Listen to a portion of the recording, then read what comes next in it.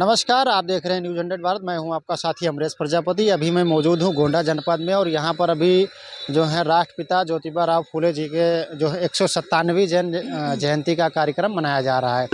हमारे साथ बात करने के लिए मौजूद हैं जो प्रदीप अम्बेडकर जी, जो बामसेप के प्रदेश प्रभारी हैं, और हम इनसे बात करेंगे और जानने का प्रयास करेंगे कि ज्योतिबा राव फूले जी का भारतीय जो समाज है, जो भारतीय समाज का जो मूल निवासी जो समाज है, उनके जीवन में परिवर्तन लाने के लिए उनका क्या योगदान रहा है।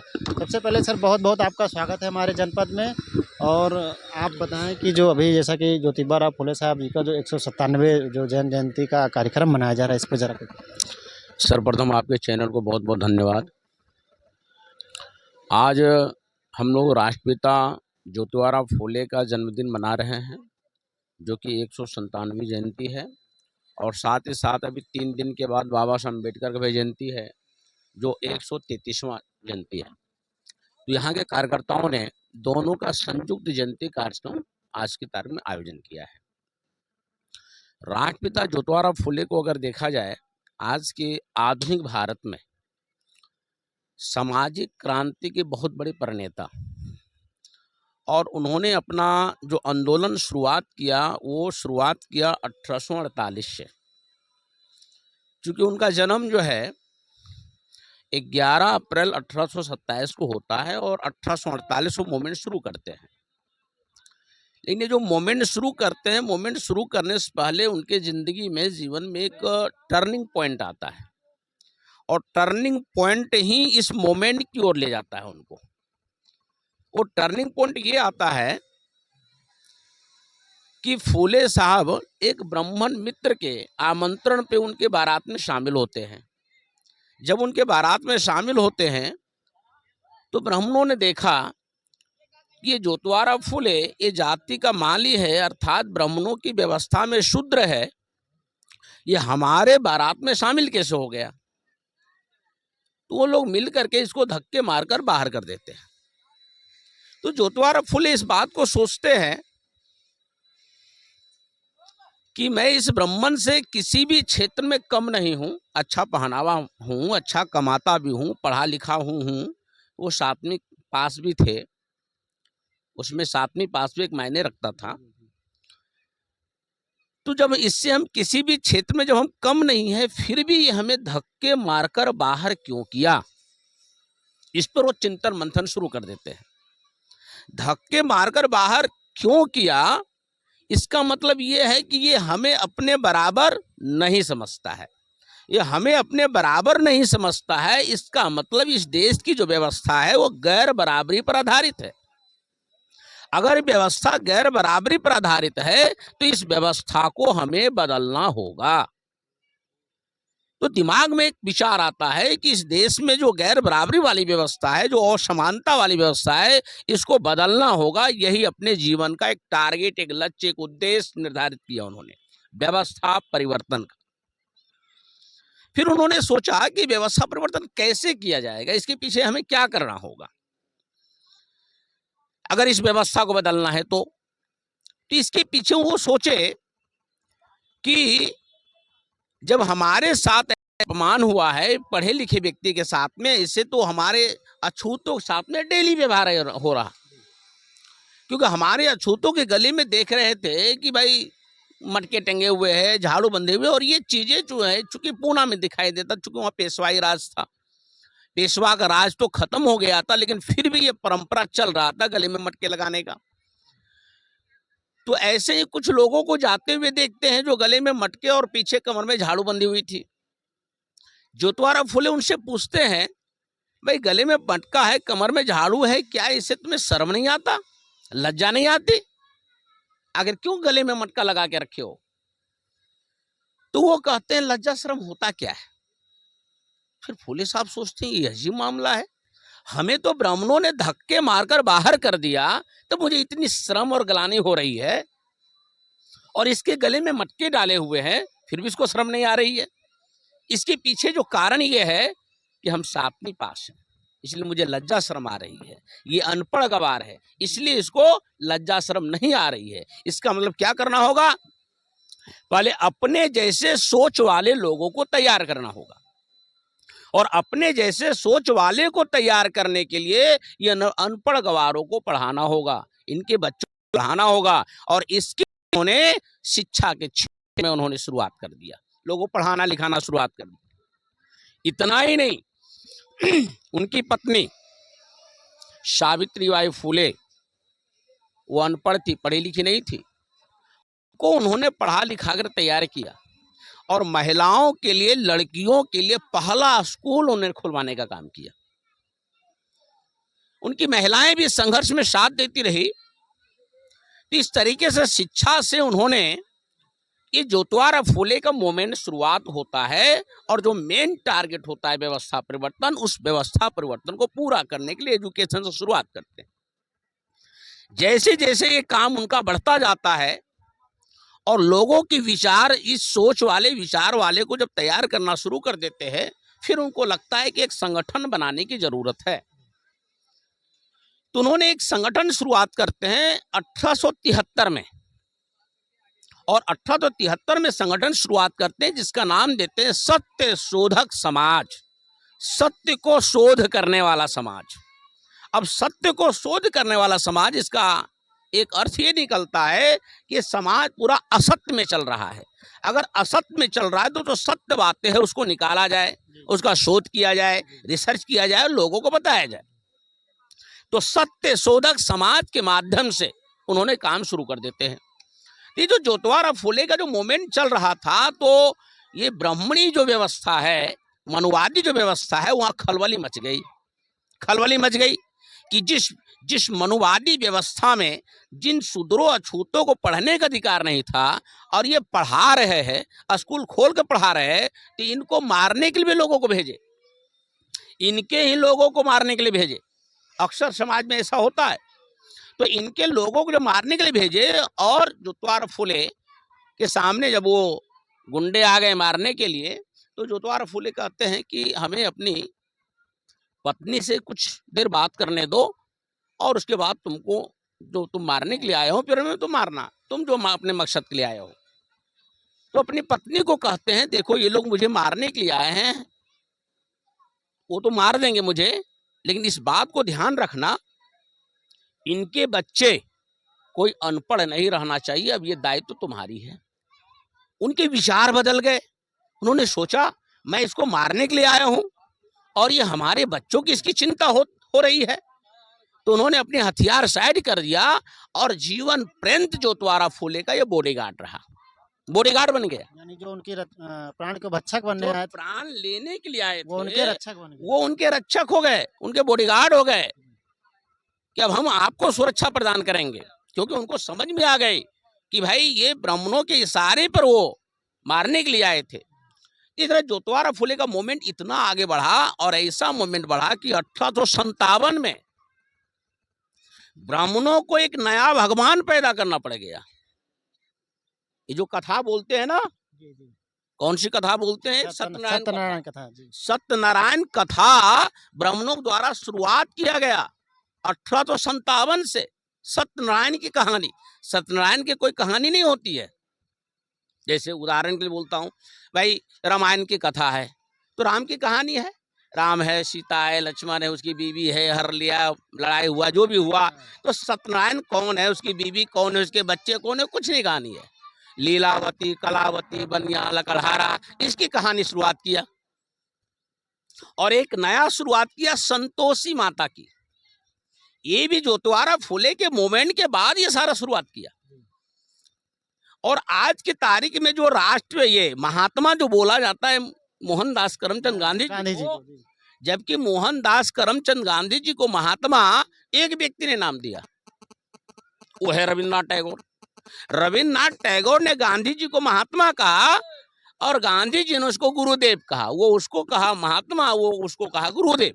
जबकि एक सार्वजनिक कार्यक्रम में, मुंबई में एक बहुत बड़ा सार्वजनिक कार्यक्रम लगाया गया और उस कार्यक्रम में 1888 में सार्वजनिक तौर पे राष्ट्रपिता ज्योतिबा फूले को महात्मा की उपाधि से विभूषित किया पब्लिक ने। तो इस तरीके से जो काम ज्योतिबा फूले ने किया और इससे प्रेरणा लेकर बाबा साहब अम्बेडकर मूवमेंट को आगे बढ़ाते हैं।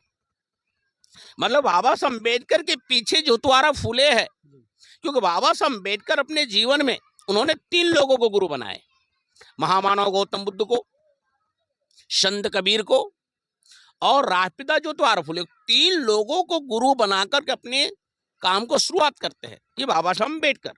तो ज्योतिबा फुले से प्रेरणा लेकर बाबा साहब अम्बेडकर इस काम को आगे बढ़ाते हैं। और ज्योतिबा फुले प्रेरणा किससे लेते हैं? छत्रपति शिवाजी महाराज से। रायगढ़ जाकर, क्योंकि हर व्यक्ति जब कोई काम की जब शुरुआत करता है तो उनको किसी के प्रेरणा की जरूरत होती है। तो ज्योतिबा फुले ने प्रेरणा लिया, रायगढ़ गए और रायगढ़ में छत्रपति शिवाजी महाराज का समाधि बना हुआ था।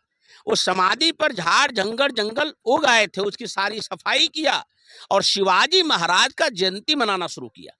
उससे उन्होंने प्रेरणा लिया और शिवाजी महाराज की जयंती बड़े धूमधाम से ज्योतिबा फुले के में मनाना शुरू हो गया। और इसी शिवाजी महाराज की जयंती को काउंटर करने के लिए उसमें कांग्रेस के सबसे बड़े लीडर बाल गंगाधर तिलक गणेश उत्सव शुरुआत किया, ताकि शिवाजी महाराज का जयंती अगर चलेगा गणेश उत्सव भी तो लोगों के अंदर जागृति आएगी और गणेश उत्सव जब चलेगा तो जागृति जो है प्रतिक्रांति में तब्दील हो जाएगा, लोगों को मूर्ख बनाना आसान हो जाएगा। तो आज की तारीख में महाराष्ट्र में जिस बड़े पैमाने पर गणेश उत्सव चलाया जाता है, शिवाजी महाराज की जयंती खत्म नहीं किया गया, गणेश उत्सव शुरुआत किया गया, गणपति बप्पा मोरया का बड़े पैमाने पर शुरुआत किया गया। वो शिवाजी महाराज की जयंती को काउंटर किया गया। और उस शिवाजी महाराज जिससे प्रेरणा ज्योतिबा फुले ने लिए, उस शिवाजी महाराज का अपमान ब्राह्मणों ने किया था। जब शिवाजी महाराज जब एक छत्र राज्य कायम किए और एक छत्र राज्य कायम करने के बाद एक समाज में एक परंपरा बनी हुई थी कि जब तक ब्राह्मण राज तिलक नहीं करेगा तब तक उसको राजा की पदवी नहीं दिया जा सकता, राजा की मान्यता नहीं हो सकता। तो भाई राज तिलक होनी चाहिए। तो जब उन्होंने एक छत्र राज किया तो महाराष्ट्र के ब्राह्मणों को निमंत्रण दिया, भाई आओ मेरा राज तिलक करो। कोई ब्राह्मण तैयार नहीं हुआ राज तिलक करने के लिए। क्यों तैयार नहीं हुआ? एक छत्रपति शिवाजी महाराज जाति का कुणबी है, इधर की भाषा में कह सकते हैं कुर्मी है, और ब्राह्मणों की व्यवस्था में, मनवादियों की व्यवस्था में वो शूद्र है और शूद्र को राजा हम नहीं मान सकते, इसीलिए हम शिवाजी महाराज को राज तिलक नहीं करेंगे। ब्राह्मणों ने इनकार कर दिया। तो शिवाजी महाराज बनारस आए और बनारस के गंगा भट्ट नाम के ब्राह्मण को खरीद के ले गया, पैसे पर खरीद के ले गया, कहा आओ मेरा राज तिलक करो। और बनारस के ब्राह्मण बिके क्यों? क्योंकि दुनिया में, दुनिया छोड़ दीजिए, देश के अंदर जितने भी ब्राह्मणों की संस्थानें हैं, मठ है, मंदिर है, सबसे ज्यादा भांग पीने का काम बनारस के पंडे करते हैं, सबसे ज्यादा। और जो नशे में होता है वो अपने आप को बेचना आसान हो जाता है। नशा करने वाला आदमी बेचता है, जैसे चुनाव आ रहे, चुनाव बेचेंगे अपने आप को, एक पौवा दारू में अपने आप को वोट को बेचेंगे।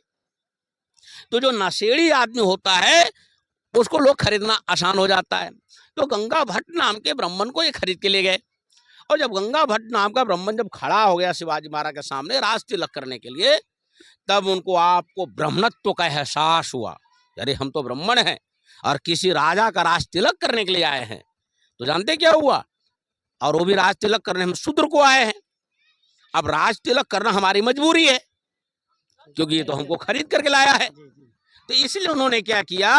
राज तिलक किया। दाहिने हाथ के अंगूठे से राज तिलक नहीं किया, बाएं हाथ के अंगूठे से भी राज तिलक नहीं किया, दाहिने पैर के अंगूठे से भी राज तिलक नहीं किया, बाएं पैर के अंगूठे से हमारे शिवाजी महाराज का राज तिलक किया। मतलब कितना घोर अपमान का काम किया। अब एक सवाल खड़ा होता है, भाई शिवाजी महाराज ने क्यों करवाया? भाई इतना ताकतवर थे तो उसकी पिटाई भी कर सकते थे। तो लेकिन एक समाज की परंपरा थी, उन्होंने सोचा अगर ये ब्राह्मण राज तिलक कर देगा तो मैं राजा हो जाऊंगा, और जब राजा हो जाऊंगा फिर इससे बदला लूंगा। और जब राज तिलक होने के बाद वो राजा हो गए, फिर उन्होंने बयान दिया कि हमने ये जो राज सत्ता कमाई है इन भट्ट ब्राह्मणों के लिए नहीं कमाया है, बल्कि किसानों के लिए कमाया है, रैयतों के लिए कमाया है। अगर कोई ब्राह्मण गड़बड़ी करेगा उसको भी सजा दिया जाएगा। तो कहने का मतलब जो शिवाजी महाराज का अपमान हुआ और उस अपमान का बदला बाबा साहब अम्बेडकर ने लिए। जिस रायगढ़ में शिवाजी महाराज का अपमान हुआ, उसी रायगढ़ जिले में जाकर बाबा साहब अम्बेडकर ने मनुस्मृति को जलाए थे। किसी मनुस्मृति संविधान की वजह से हमारे शिवाजी महाराज का अपमान हुआ था। हम उसी मनुस्मृति को उसी जिले में जलाने का काम किया। महार सत्याग्रह में जो रायगढ़ जिले में आता है वहां जलाने का काम किया, बदला लिया। लेकिन अब हमें इस बात को कहना है, आज के मौके पर एक जो मेन संदेश देना चाहते हैं कि जो छत्रपति शिवाजी महाराज है, कौन है? ओबीसी है, शूद्र है, कुर्मी है, और बाबा साहब अम्बेडकर शेड्यूल कास्ट है। तो जो ओबीसी के साथ अपमान हुआ उसका बदला बाबा साहब अम्बेडकर ले रहे। क्या कनेक्शन है दोनों में? हाँ, वो पिछड़ी जाति से दलित हुए तो क्या मतलब रहा इसका? कनेक्शन है। राष्ट्रपिता ज्योतिराव फूले ओबीसी है, बाबा साहब अम्बेडकर उनके मूवमेंट को आगे बढ़ाते हैं। क्या कनेक्शन है बाबा साहब अम्बेडकर के साथ में? और शाहूजी महाराज, छत्रपति शाहूजी महाराज जो बाबा साहब अम्बेडकर को पढ़ने के लिए भेजे, सयाजी राय गायकवाड़ महाराज, उन्होंने बाबा साहब अम्बेडकर को पढ़ने की छात्रवृत्ति दी। क्या कनेक्शन है बाबा साहब अम्बेडकर से? तो कहने का मतलब आज की तारीख में ये संदेश देना चाहते हैं इस जयंती के अवसर पे कि जिस तरह हमारे महापुरुषों में, पुरखों में एक दूसरे के साथ, एक विचारों के साथ आगे बढ़ाने का मामला हुआ, एक दूसरे के मूवमेंट को आगे बढ़ाने का मामला चल रहा है, तो इसी तरीके से आज की तारीख में ये जो शेड्यूल कास्ट है, ओबीसी लोग हैं, इनको अपने पुरखों से प्रेरणा लेकर मिलजुल करके इस मूवमेंट को आगे बढ़ाने की जरूरत है। और तभी इस देश का ये शासक करती जमात बन सकते हैं, हुक्मरान बन सकते हैं। जो हमारे महापुरुषों का जो मेन मकसद था, जो बाबा साहब अम्बेडकर जो चित्र देखते हैं, जाओ उधर पार्लियामेंट की ओर जाओ, संसद की ओर रुख करो और हमें इस देश के शासनकर्ता जमात बननी है, ऐसा जाओ अपने घर की दीवारों पर लिखो। ऐसा वो क्यों कहते हैं? ऐसा वो इसलिए कहते हैं कि सारा जो मामला है वहीं से होने वाला है। आज जो सरकारें जो चल रही है, ये सरकारें जो अन्याय, अत्याचार, शोषण, दमन कर रही है, वहीं बैठ के कर रही है। अगर इस अन्याय, अत्याचार को दूर करना चाहते हैं तो हमारे एससी लोग, हमारे ओबीसी के लोग, हमारे एसटी लोग, हमारे माइनॉरिटी जो मुस्लिम, सिख, ईसाई, बौद्ध, जैन, क्रिश्चियन है, इन लोगों को मिल करके वो ताकत और एकता बनाने की जरूरत है, ताकि उस पार्लियामेंट में पहुंचे, तब उनके द्वारा जो दिया हुआ न्याय है, अत्याचार है, शोषण, दमन है, इसको हम लोग दूर कर सकते हैं। तो आज के मौके पे, इस जयंती के मौके पे हम अपने लोगों को ये संदेश देना चाहते हैं कि हमें अपने पुरखों से प्रेरणा मिलना लेकर के आगे बढ़ने की जरूरत है। आपस में लड़ने की जरूरत नहीं है। नेता लोग तो आपस में लड़ेंगे, हम जनता, पब्लिक आपस में क्यों लड़ें?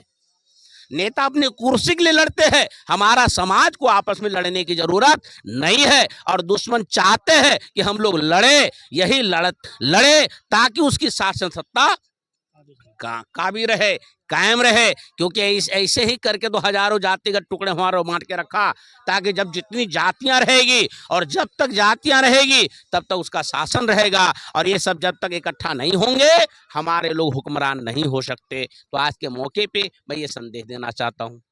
जैसा एक सवाल आपसे, आखिरी सवाल ये रहेगा, आप वामसेफ से हैं, वामसेफ विचारधारा और राष्ट्रीय स्वयंसेवक आरएसएस, यानी देश में दो विचारधारा चल रही हैं।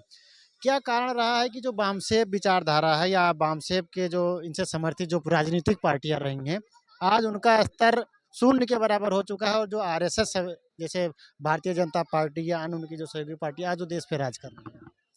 देखिए, सबसे बड़ी चीज़ क्या है कि जो वामसेफ विचारधारा एक आरएसएस की विचारधारा है। तो जो आरएसएस की विचारधारा है वो गैर बराबरी पर आधारित विचारधारा है और समांतर विचारधारा है। उसके बैकग्राउंड में वर्ण व्यवस्था है, उसके बैकग्राउंड में मनुस्मृति है, उसके बैकग्राउंड में रामायण है, महाभारत है, वो सारी चीज है जो गैर बराबरी आधारित है। और वामसेफ की विचारधारा इन 85% बहुजनों को एक लीडिंग करने के लिए और उनको आगे बढ़ाने के लिए ये बराबरी पर आधारित विचारधारा है। अब चूंकि जो बहुसंख्यक समाज होता है, तो बहुसंख्यक समाज में ऑटोमेटिक जो है टुकड़े टुकड़े ऑटोमेटिक होते हैं। जो अल्पसंख्यक समाज होता है वो यूनाइट रहता है, एकजुट रहता है। और वही कारण है कि जो आरएसएस की विचारधारा के आधार पर जो उसका समाज चल रहा है, इसलिए संगठित होता दिखाई देता है, क्योंकि वो वास्तव में अल्पसंख्यक है, उसकी संख्या बहुत कम है। जैसे आप इस्लाम को देखिए, अल्पसंख्यक है, यूनाइट रहता है। क्रिश्चियन को देखिए, अल्पसंख्यक है, यूनाइट रहता है। तो ये ब्राह्मण लोग, आरएसएस के लोग भी अल्पसंख्यक है, यूनाइट रहता है। केवल लोगों को दिखावे के लिए कहता है कि हम बहुसंख्यक है। हिंदू के नाम पर अपने आप को बहुसंख्यक कहता है, ब्राह्मण के नाम पर तो अल्पसंख्यक है। इस वजह से वाम से भले अलग अलग दिखाई दे रहा है, अलग अलग टुकड़े दिखाई दे रहा है, या हमारे लोगों छिन्न भिन्न दिखाई दे रहा है, लेकिन विचारधारा सेम है। सभी लोग उसी मकसद के लिए, उसी विचारधारा पे ही समाज में काम कर रहे हैं। अब रह गई जो राजनीतिक पार्टियां हैं। अब राजनीतिक पार्टियों में जो हमारे लोग काम कर रहे हैं, सही मायने में देखा जाए कि सही तरीके तो राजनीति करने उनको नहीं आ रहा है, ये मामला है। दूसरी तरीके से कहा जाए कि ये जो वामसिक विचारधारा है, ये 100% एक्सेप्ट किया हुआ नहीं है। अगर ये 100% अगर एक्सेप्ट कर ले तो फिर इन लोग सारे इकट्ठा हो जाएंगे। अब केवल राजनीतिक नेताओं केवल अपनी महत्वाकांक्षा, अपनी राजनीतिक महत्वाकांक्षा, अपनी कुर्सी, अपनी प्राथमिकता दिखाई दे रहा है। तो मैं ऐसे राजनीतिक पार्टियों को कहना चाहता हूं, समाज संगठनों को भी कहना चाहता हूं कि आज के तारीख में अपनी राजनीतिक महत्वाकांक्षा को किनारे रखकर समाज की महत्वाकांक्षा को देखते हुए, समाज को आधार बनाकर, सामाजिक सोच को आधार बनाकर, महापुरुषों की सोच को आधार बनाकर हमें राजनीतिक स्तर पर भी यूनाइट होकर के लड़ने की जरूरत है। अलग अलग होने से हमारी ताकत कमजोर होगी। उन्होंने हजारों जातियों में बांट के रखा, वो शासक रहे। आज हम हजार राजनीतिक संगठनों बटे रहेंगे, फिर वही शासक रहेगा। और जब तक राजनीतिक पार्टियां, राजनीतिक संगठन जब तक इकट्ठा नहीं होगा, तो ये हमारे लोग समस्या का समाधान होने वाला नहीं है। तो मैं ये कहना चाहता हूं कि लोग अपनी कुर्सी, अपनी महत्वाकांक्षा को त्यागे, किनारे रखे और मिल करके सामने आने की जरूरत है। ये राजनीतिक जो लोग हैं। चलते चलते दो शब्द मूल्य समाज के लिए आप क्या कहना चाहेंगे? साथियों, ये जो मूल निवासी समाज है, जो schedule caste, schedule tribe, OBC और माइनॉरिटी सब जो समाज है, ये समाज जो है डीएनए के आधार पर है, ये मूल निवासी है और इस देश के रहने वाले लोग हैं। और इन लोगों को आपस में एकजुट बना के रखने की जरूरत है। इस पर मैं केवल एक उदाहरण देता हूं, एक संदेश के रूप में। जैसे जो व्यक्ति या कोई फिल्म देखने के लिए आते हैं और फिल्मों में दिखाई देता है कि व्यक्ति बचपन में भी छड़ गया, छड़ जाते, दोनों जब दोनों बड़ा होता है तो उसको पीछे पता नहीं चलता हम बिछड़े हुए लोग हैं, हम बिछड़े लोग हैं। उनको लगता है अलग अलग लोग हैं। क्यों? कि उनको अपनी बैक हिस्ट्री पता नहीं होता है। और दोनों बड़ा होकर के दोनों लड़ने का काम करते हैं, लड़ने का काम करते हैं। और वो जब लड़ते हैं, फिल्म में दिखा है, जब लड़ रहे हैं तो उधर जो खलनायक होता है, जो विलेन होता है, वो क्या करता है, वो एक को इस्तेमाल करता है, एक को इस्तेमाल करता है और दोनों को लड़ाता है। दोनों को पता नहीं हम दोनों भाई है, दोनों बिछड़े हुए लोग हैं, पता नहीं है। और खलनायक लड़ाने का काम कर रहा है, खलनायक लड़ाने का काम कर रहा है। तो उधर से वो तीसरा व्यक्ति आता है और दोनों को कहता है, अरे तुम दोनों तो भाई हो, बचपन में बिछड़ गए, मेरे बिछड़ गए, तुम्हारी माँ उधर है, तुम्हारा बाप उधर है। जब उसका बैक हिस्ट्री बताता है तब दोनों इकट्ठा हो जाता है। और जब इकट्ठा होता है तब समझ में आता है ये खलनायक ही हमारा असली दुश्मन है और खलनायक का पत्ता साफ। तो मैं मूल निवासी समाज के लोग संदेश ही देना चाहता हूं कि आप एक हो और बिछड़े हुए भाई हो। कैसे बिछड़े, ये इतिहास हम लोग आमसे द्वारा लोगों बताने का काम करते हैं। कि अगर आपको समझ में आ गया कि एससी, एसटी, ओबीसी और माइनॉरिटी अगर भाई है, हम भाई है, हमारा डीएनए एक है, तो आपका जो असली विलेन मनुवादी लोग है, असली लड़ाई आपका उसके साथ होगा। जब असली लड़ाई उसके साथ होगा तो आपकी जीत होगी और आप इस देश के हुक्मरान बनोगे। बहुत बहुत धन्यवाद सर आपका। अभी आपने देखा है प्रदीप अम्बेडकर जी को, आपने सुना। बाकी खबरों के लिए आप बने रहे न्यूज़ भारत के साथ। कैमरा पर्सन संतोष कुमार के साथ मैं अमरेश प्रजापति, न्यूज़ 100 भारत, गोंडा।